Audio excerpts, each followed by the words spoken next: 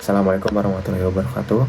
Perkenalkan, nama saya Rayhan Ayasi dengan NIM 1722403 dari kelas 39 TTKI, kelompok 5. Pada kesempatan ini, saya akan mempresentasikan ringkasan karya ilmiah berjudul Transformasi Batik Tradisional Menuju Smart Textile, Kajian Inovasi Desain Berbasis Budaya Cirebon.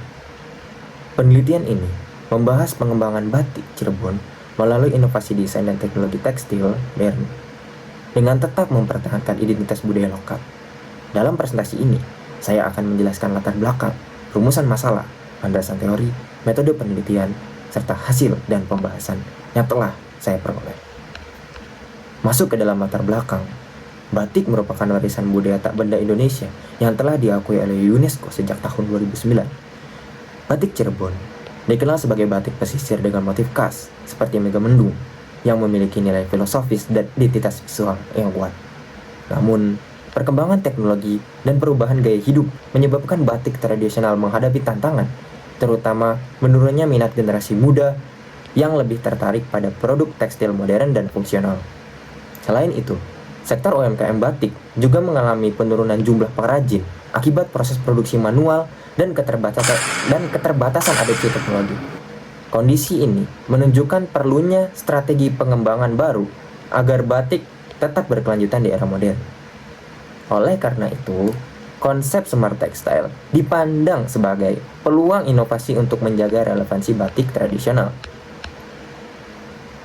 Masuk ke dalam rumusan masalah, berdasarkan latar belakang tersebut, penelitian ini merumuskan permasalahan mengenai bagaimana batik tradisional Cirebon dapat dikembangkan melalui inovasi desain tanpa menghilangkan nilai budayanya. Selain itu, penelitian ini mengkaji tantangan yang dihadapi pengrajin batik dalam mengadopsi konsep smart textile. Rumusan masalah ini menjadi dasar dalam menentukan arah analisis dan pembahasan penelitian. Masuk ke dalam landasan teori, penelitian ini menggunakan konsep batik sebagai produk budaya yang memiliki nilai simbolik dan identitas visual.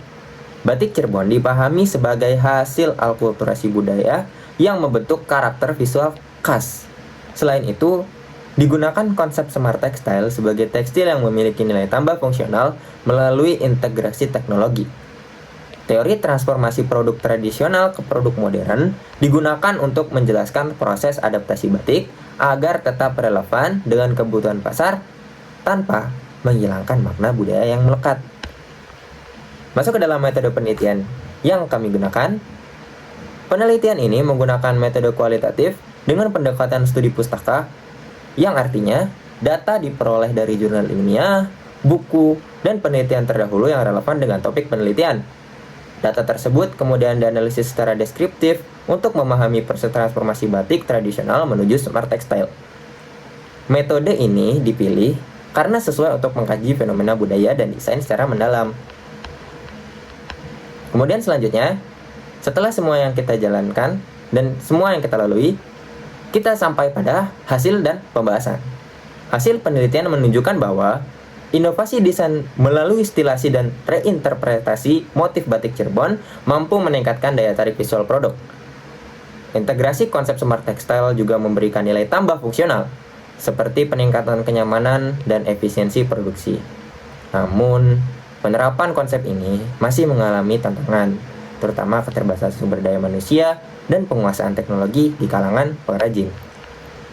Oleh karena itu, keterlibatan generasi muda dan dukungan pelatihan teknologi menjadi faktor penting dalam pengembangan batik Cirebon ke depannya.